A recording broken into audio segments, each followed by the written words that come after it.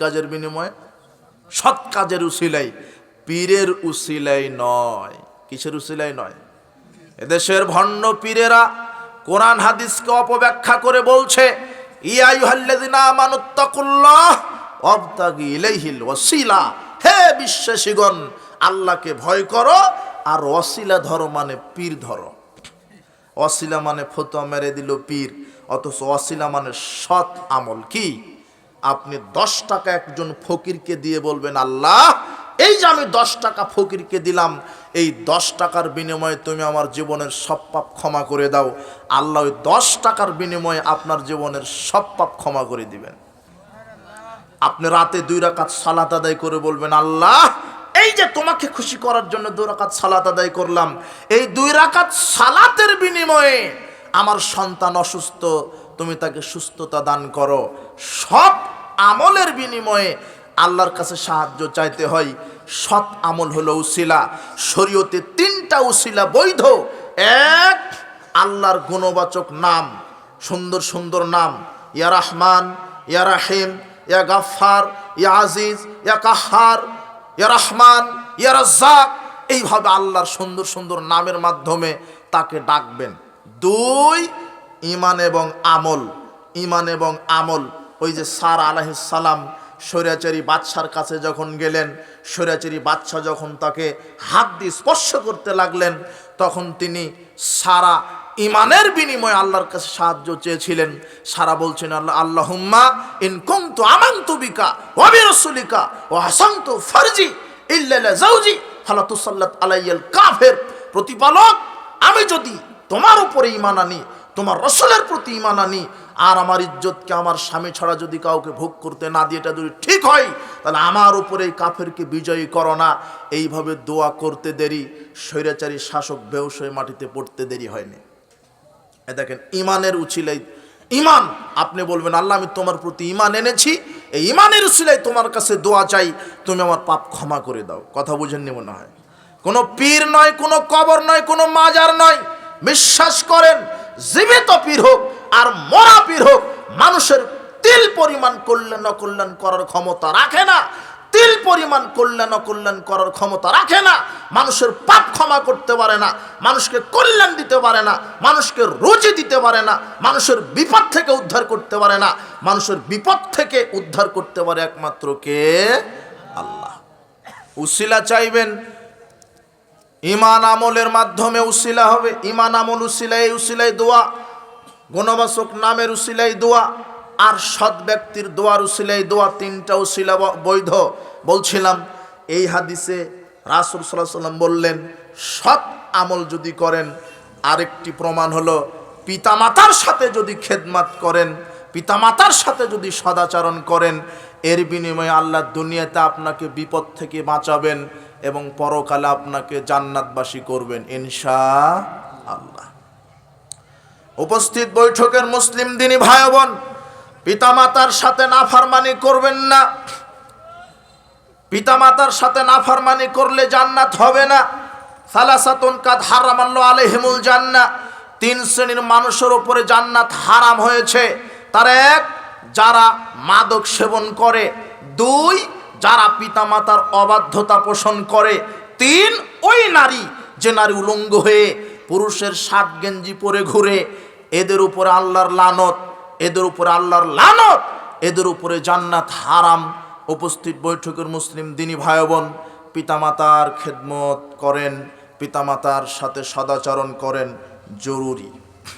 আব্দুল্লাহ ইবনে ওমর রাদিয়াল্লাহু আনহু বলছেন, রাসূল সাল্লাল্লাহু আলাইহি ওয়াসাল্লাম বলেছেন, সালাসাতুন লা ইয়ানজুরুল্লাহু ইলাইহিম ইয়াওমাল কিয়ামা, 3 শ্রেণীর মানুষের দিকে আল্লাহ বিচার মাঠে দয়ার দৃষ্টি দিবেন না, দয়া নিক্ষেপ করবেন না। 1, আকুন লিওয়ালিদাইহি, যে পিতামাতার সাথে নাফরমানি করে, পিতামাতাকে কষ্ট দেয়, আল্লাহর দিকে তাকাবেন না। 2, ওয়াল মারআতুল মুতারাজ্জিলাত, যে নারী উলঙ্গ হয়ে চলে, পুরুষের শার্ট গেঞ্জি পরে, পুরুষের বেশ ধারণ করে, এর দিকে দৃষ্টি দিবেন না। ওয়াদ্দায়ুস, এবং যে পুরুষ তার মেয়ে, তার স্ত্রীকে উলঙ্গ হয়ে ঘোরার সুযোগ দেয়, এই পুরুষের দিকে, এই ব্যক্তির দিকে আল্লাহ রহমতের দৃষ্টি দিবেন না। বলছিলাম পিতামাতার খেদমত, পিতামাতার অবাধ্যতা হওয়া হারাম। রাসূল সাল্লাল্লাহু আলাইহি ওয়াসাল্লাম বলছেন ইন্নাল্লাহা হারামা আলাইকুম উকুকাল উম্মাহাত, শোনো তোমাদের উপরে তোমাদের মায়েদের মাতাদের অবাধ্যতাকে হারাম করেছেন। পিতামাতার খেদমত করবেন, পিতামাতার অবাধ্যতা হওয়া হারাম। আয়েশা রাদিয়াল্লাহু তাআলা আনহা বলছেন যে আমি রাসূল সাল্লাল্লাহু আলাইহি ওয়াসাল্লাম বললেন দাখালতুল জান্নাহ, আমি জান্নাতে প্রবেশ করলাম। ফাসামিতু ফিহা কিরাআতান, আমি জান্নাতে কোরআন তেলাওয়াতের আওয়াজ শুনলাম। আমি জিজ্ঞাসা করলাম মান হাজা, কে এই ব্যক্তি? তখন ফেরেশতারা বললেন যে হারেস ইবনে নোমান, উনি হচ্ছেন নোমানের ছেলে হারেস। হারেস জান্নাতে কোরআন তেলাওয়াত করছে। কাযালিকুমুল বিররু কাযালিকুমুল বিররু। তখন রাসূল বলছেন হ্যাঁ, ভালো কাজের প্রতিদান এরকম, ভালো কাজের প্রতিদান এরকম, ভালো কাজের প্রতিদান এরকম। কেন? কানা আবাররান নাস,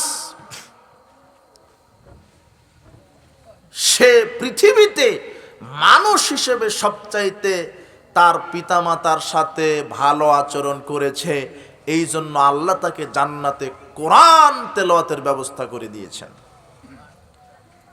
পিতামাতা যদি কাফেরও হয়, মুশরিকও হয়, তবুও পিতামাতার সাথে বেয়াদবি করা যাবে না।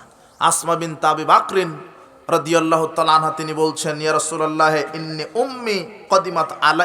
উম্মি কদিমাত আলাইয়া, আমার মা আমার কাছে আসলেন ওহিয়া মুশরিকাতান ওহিয়া রাগিবাতান, তিনি মুশরিক, তিনি ইসলাম বিদ্বেষী মুশরিক। আমি আফাসিলুহা, আমি কি এই মুশরিক মায়ের সাথে ভালো আচরণ করব? ক্বালা সিলিহা, রাসূল সাল্লাল্লাহু আলাইহি ওয়াসাল্লাম বলেন হ্যাঁ, মুশরিক হোক কাফের হোক, ও তোমার মা, তার সাথে তুমি মানুষ হিসেবে ভালো আচরণ করো, সদাচরণ করো। পিতামাতার সাথে নাফরমানি করবেন না। যদি বেয়াদবি করে থাকেন আজকে ক্ষমা চাইতে হবে, বেয়াদবি যদি করে থাকেন আজকে ক্ষমা চাইতে হবে। আজকে অনেকেই বক্তব্য শোনার পরে বলতে পারেন পিতামাতার সাথে নাফরমানি করেছি, পিতামাতা মারা গেছে, এখন কি হবে? এখন আপনি তওবা করেন, পিতামাতার জন্য দোয়া করেন। রাসূল সাল্লাল্লাহু আলাইহি ওয়াসাল্লাম বলছেন যাদের পিতামাতা মারা গেছে তাদের করণীয় কি? রাসূল সাল্লাল্লাহু আলাইহি ওয়াসাল্লাম বলছেন ইন্না বাররাল বিররি সিলাতুল মারে আহলা উদ্দি আবিহি বাদ আল্লিয়া। রাসূল সাল্লাল্লাহু আলাইহি ওয়াসাল্লাম বলছেন পিতা মারা যাওয়ার পরে সন্তানেরা যেন পিতার বন্ধুদের সাথে ভালো আচরণ করে, তাহলে আল্লাহ তাদের পাপ ক্ষমা করে দিবেন। সুবহানাল্লাহ। পিতার যারা বন্ধু, পিতামাতা মারা গেলে যদি খালা বেঁচে থাকে খালার সাথে ভালো আচরণ করবেন। রাসূল সাল্লাল্লাহু আলাইহি ওয়াসাল্লাম বলছেন আল খালাতু বিমানজিলাতিল উম্মি, খালা হলো মায়ের সমান। সুবহানাল্লাহ। খালার সাথে নাফরমানি করবেন না। কেউ কি খালা ফুপুর কাছে গিয়ে তাদের খবর নিয়েছেন? আমার ফুপুটা কেমন আছে, আমার খালার কি অবস্থা, বৃদ্ধ হয়ে গেছে, একটু যান তাদের নিকট থেকে দোয়া আল্লাহর কাছে চেয়ে আসেন, বলেন খালা আমার জন্য আল্লাহর কাছে দোয়া করো, ফুপু আমার জন্য আল্লাহর কাছে দোয়া করো। কোনোদিন খবর নিয়েছেন? শীতকাল, শীতের কাপড় কিনে নিয়ে যাবেন খালার বাড়িতে, ফুপুর বাড়িতে, খালা ফুপু যদি হাসি দেয়, একটু দোয়া করে দেয়, জান্নাত আপনার জন্য ওয়াজিব হয়ে যাবে। বলছিলাম আরেকটি আশ্চর্য পিতামাতার খেদমত। পৃথিবীতে 3টা আমল আছে, যেই 3টা আমল করলে কাবিরা গুনাহ আল্লাহ এমনিতেই ক্ষমা করে দেন, তওবা লাগে না। কি লাগে না? কাবিরা গুনাহ থেকে ক্ষমা হতে গেলে তওবা শর্ত। বড় বড় পাপ করেছেন, কি করা লাগবে? তওবা। তওবা করার পদ্ধতি কি? পাপ স্বীকার করবেন, 2 অনুতপ্ত অনুশোচনা করবেন, কান্নাকাটি করবেন 2 রাকাত সালাত আদায় করে, যখনই স্মরণ হবে পাপের কথা তখন। 3 নম্বরে বলবেন আল্লাহ আমি আর এই পাপ জীবনে করব না। এইভাবে কান্নাকাটি করে করে করে পাপ থেকে তওবা করতে হয়। কিন্তু আশ্চর্য 3টা আমল আছে যে তওবা ছাড়াই আল্লাহ বড় থেকে বড় পাপ ক্ষমা করে দেন। তার এক, পিতামাতার খেদমত। যদি কেউ পিতামাতার খেদমত করে আল্লাহ তার কাবিরা গুনাহ অটো ক্ষমা করে দিয়ে থাকেন, ক্ষমা চাইতে হবে না। কি দলিল? কি রাসূল সাল্লাল্লাহু আলাইহি ওয়াসাল্লামের কাছে এক লোক এসে বলছেন আল্লাহর নবী ইন্নাজনাবতু যামবান কাবীরান, আমি বড় পাপ করে ফেলেছি, আমার জন্য কি তওবার কোনো ব্যবস্থা আছে?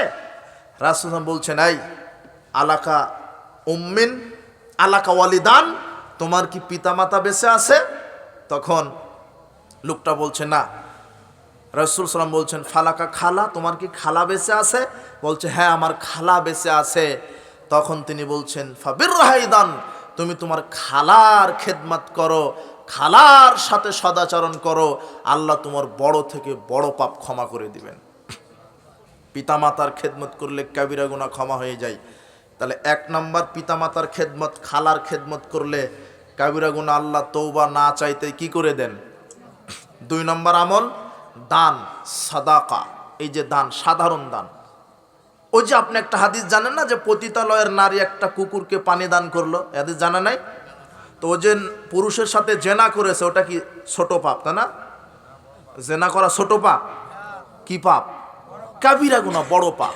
একটা কুকুরকে পানি দান করার কারণে আল্লাহ তার জেনার পাপকে কি করে দিলেন? কি তওবা চেয়েছিলেন? না, একটা কুকুরকে। আর আপনি কত দুনিয়াতে অসহায় মানুষ আছে, চিকিৎসার অভাবে মারা যাচ্ছে, খাদ্যের অভাবে।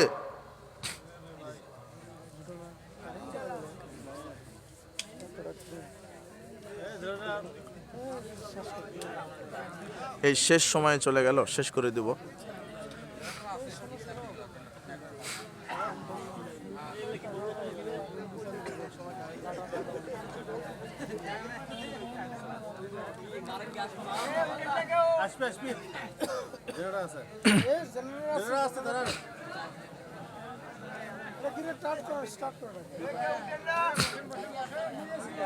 দরুদ পাঠ করবে, তাকে সুপারিশ করা আমার জন্য ওয়াজিব হয়ে যাবে।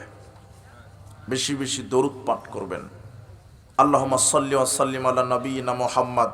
এছাড়া দরুদ ইব্রাহিম, বেশি বেশি দরুদ পাঠ করবেন। কথা এটা নয়, কথা হলো যে পিতামাতার খেদমত যারা করে না, জিবরিল তাদের জন্য বদদোয়া করে। আর আমিন বলে রেখেছেন কে? মুহাম্মদ সাল্লাল্লাহু আলাইহি ওয়াসাল্লাম। পিতামাতার সাথে বেয়াদবি করবেন না। পিতামাতার খেদমত জিহাদের চাইতে উত্তম। জাহেমা সোলামি, মুয়াবিয়া বিন জাহেমা সোলামি, তিনি বলছেন আমার আব্বা আন্না জাহেমা জাইলান নবী সাল্লাল্লাহু আলাইহি ওয়াসাল্লাম, আমার বাপ মুহাম্মদ সাল্লাল্লাহু আলাইহি ওয়াসাল্লামের কাছে গেলেন। জাহিমা, ইনি মুহাম্মদ সাল্লাল্লাহু আলাইহি ওয়াসাল্লামের কাছে গিয়ে বলছেন ইয়া রাসূলুল্লাহ ইন্নী আরাদতু আন আখজুয়া, আমি যুদ্ধে যাওয়ার জন্য প্রস্তুতি নিচ্ছি। ওয়াকাদ জিতু আস্তাশিরুক, আমি আপনার কাছে পরামর্শ চাইতে এসেছি। আমি যুদ্ধে যাব, জিহাদ করব, জান্নাতে যেতে চাই, শহীদ হতে চাই, কিন্তু আপনার সাথে পরামর্শ করতে এসেছি। তখন মুহাম্মদ সাল্লাল্লাহু আলাইহি ওয়াসাল্লাম বলছেন আচ্ছা হাল্লাকা মিন উম্মিন, তোমার কি মা আছে? তখন তিনি বলছেন হ্যাঁ। ক্বালা নাআম, হ্যাঁ আমার মা আছে। তখন মুহাম্মদ সাল্লাল্লাহু আলাইহি ওয়াসাল্লাম বলছেন ফাল জামহা ফাইনাল জান্নাতা তাহতা রিজলাইহা, তুমি তোমার মায়ের খেদমত করো, তোমার জান্নাত জিহাদ করলে নয়, তোমার জান্নাত মায়ের খেদমত করলে। তোমার জান্নাতটা আল্লাহ রেখে দিয়েছেন তোমার মায়ের পায়ের নিচে। জান্নাত কোথায়? তবে এই হাদিসটা তাবারানী মুজামুল কাবিরের 2202 নম্বর হাদিসে অন্যভাবে এসেছে। আমরাও এতদিন জানতাম যে শুধু মায়ের পায়ের নিচে জান্নাত, কিন্তু রাসূল সাল্লাল্লাহু আলাইহি ওয়াসাল্লাম এই হাদিসে ওই জাহেমাকেই বলছেন হাল্লাকা মিন ওয়ালিদাক, তোমার কি পিতামাতা বেঁচে আছে? তখন জাহেমা বলছিল হ্যাঁ আমার পিতামাতা বেঁচে আছে।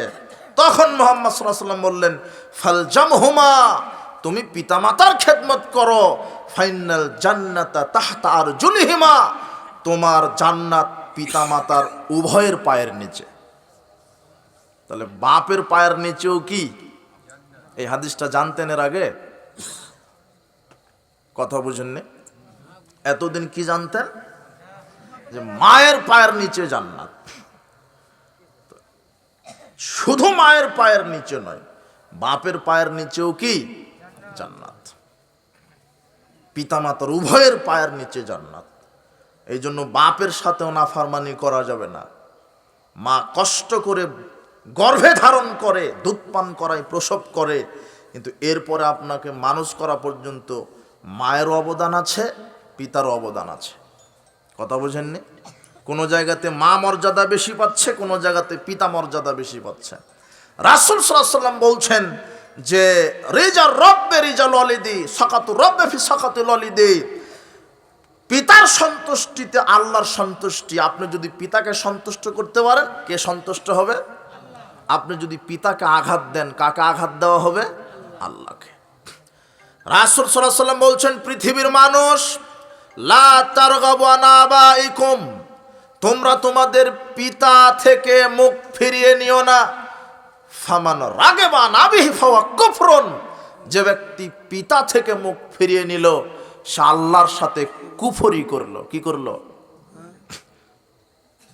রাসূল সাল্লাল্লাহু বলছেন, মানি দাইলা গাইরি আবিহি, যে ব্যক্তি অন্য ব্যক্তিকে পিতা দাবি করে, ওয়া হুয়া ইয়ালামু আন্নাহু গায়রু আবিহি, অথচ সে ভালো করেই জানে যে এই লোকটা আমার বাপ নয়, আমার পিতা নয়, তারপরও নিজের পিতা দাবি করে আর নিজের পিতাকে অস্বীকার করে, ফাল জান্নাত আলাইহি হারাম।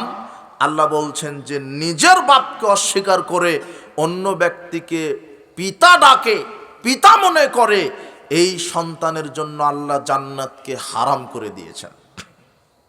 ছেলে আপনার খুব বড় চাকরি করে আর আপনি কৃষক, ভ্যান চালিয়ে খান, ঢাকাতে খুব বড় মাপের চাকরি করে, আপনি গেছেন ঢাকাতে ছিঁড়া প্যান্ট গেঞ্জি পরে, তো আপনার ছেলে আর মানুষের কাছে পরিচয় দিচ্ছে না যে এটা হলো আমার বাপ।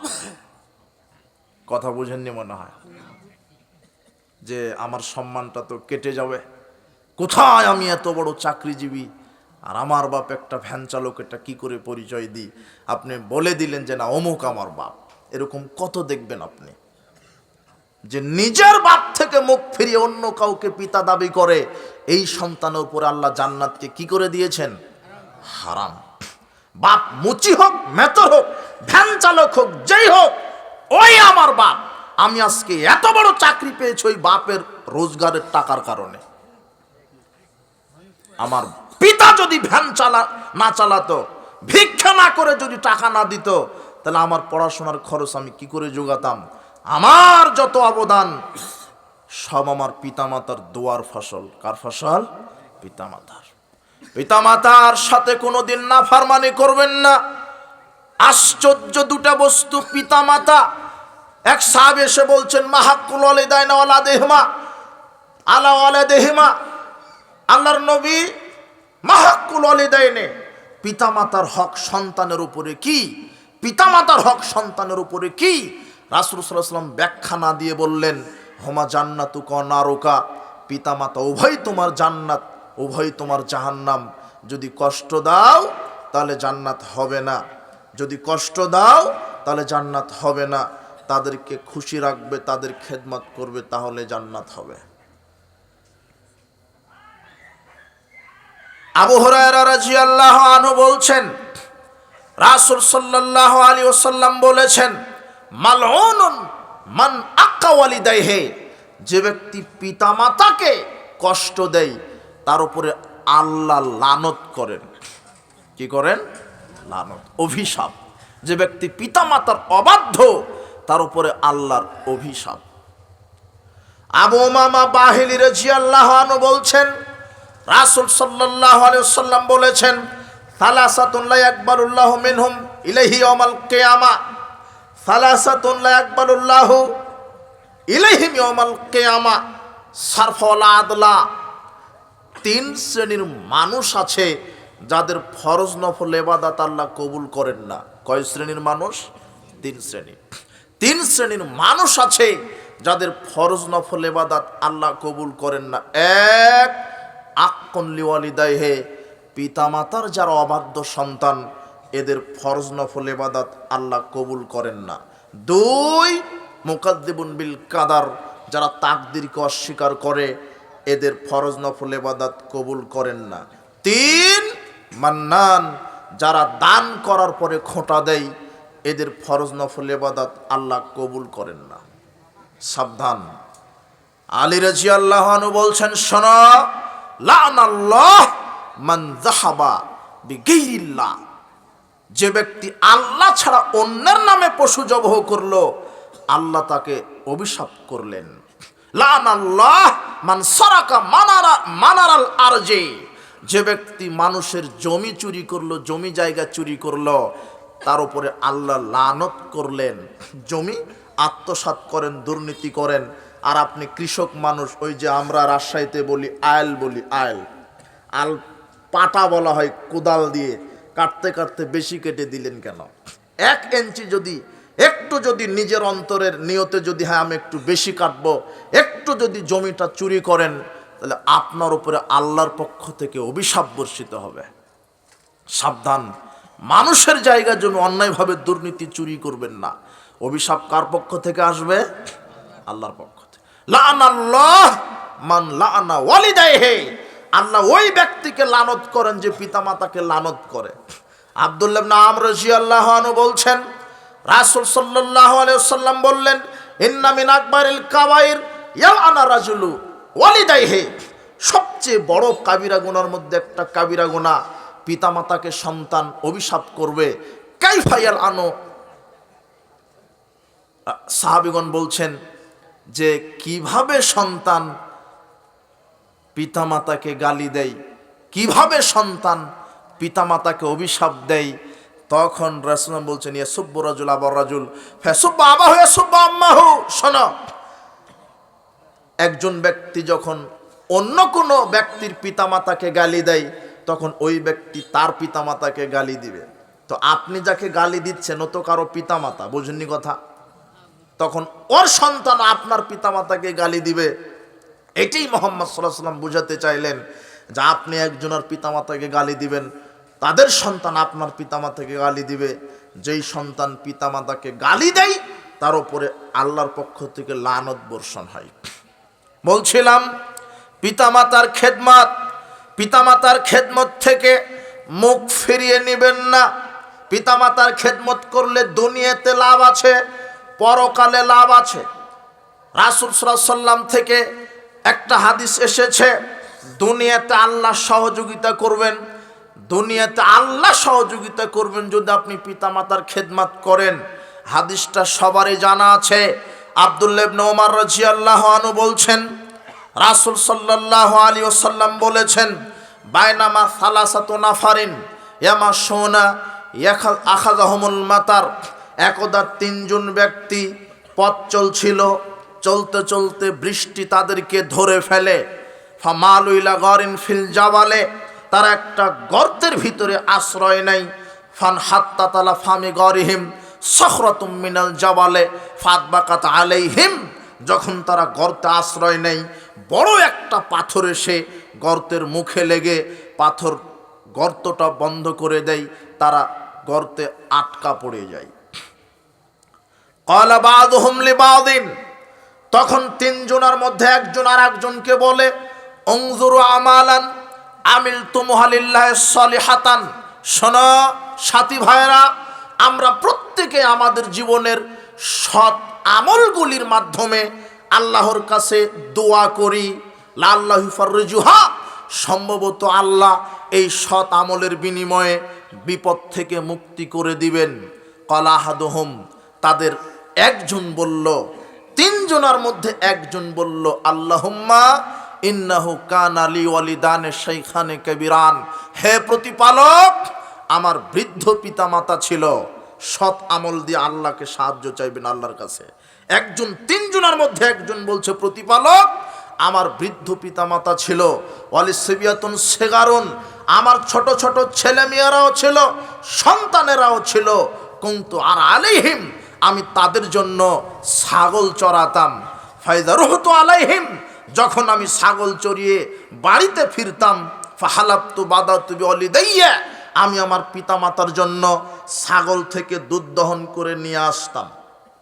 ওয়াসকিহিমা ক্বাবলা ওয়ালাদি, আমি আমার ছেলে মেয়েদের আগে পিতামাতাকে দুধ পান করাতাম।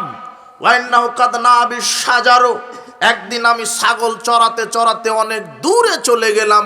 ফামাতাইতু হাত্তাম সাইতু, দূর থেকে আসতে আসতে রাত হয়ে গেল।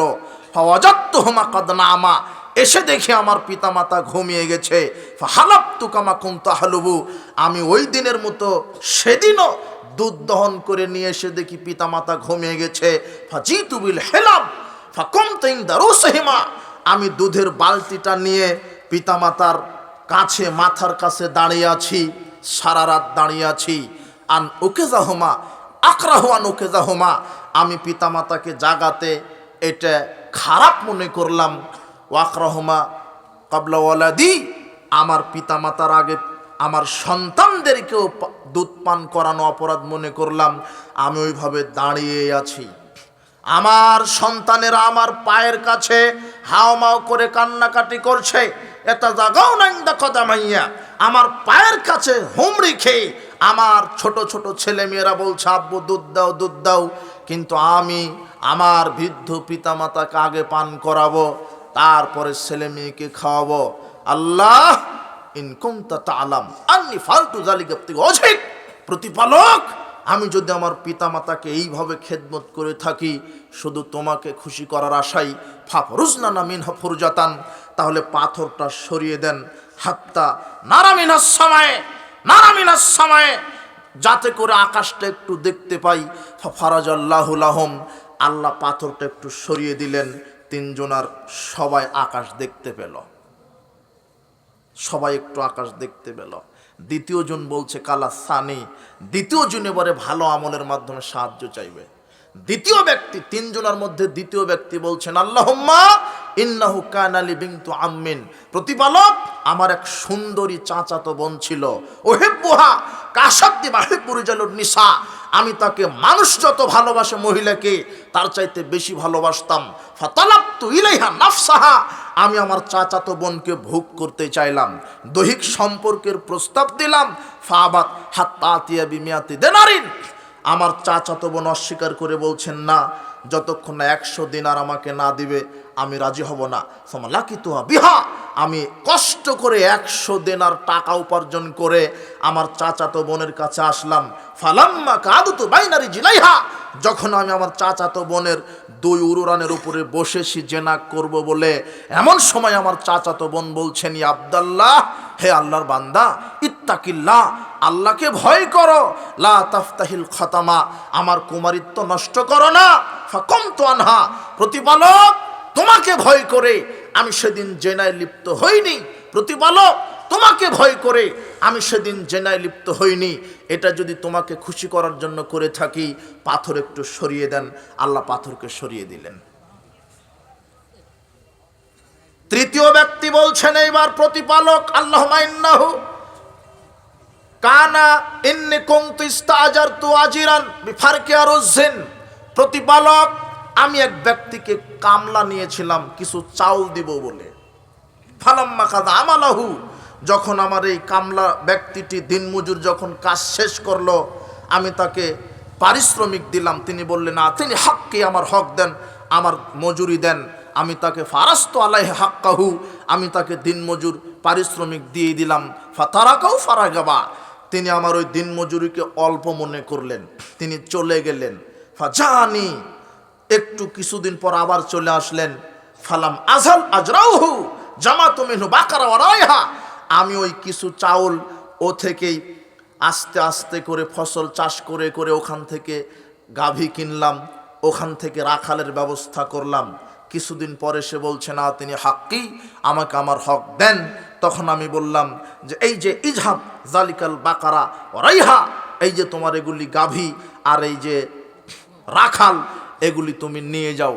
তখন সে বলছে লাহাজাউবিকা, আমার সাথে মশকরা করেন না, ঠাট্টা করেন না, আমি পারিশ্রমিক নিতে এসেছি, আমাকে পারিশ্রমিক দেন।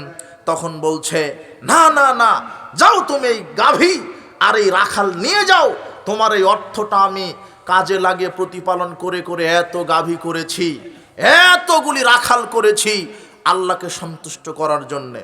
আল্লাহ, আমি যদি তোমাকে খুশি করার জন্য এই কাজটা করে থাকি, ফারাজামা বাকিয়া, যে অংশটুকু আর একটু আছে অতটুকুন সরিয়ে আমাদেরকে পাহাড় থেকে, পাহাড়ের গর্ত থেকে মুক্ত করে দেন। ফারাজাল্লাহু আনহুম, আল্লাহ তাদের ওই গর্ত থেকে পাথরটা সরিয়ে তাদেরকে মুক্ত করে দিলেন। এই যে দেখেন, সৎ কাজের বিনিময়ে আল্লাহর কাছে ডাকতে হবে।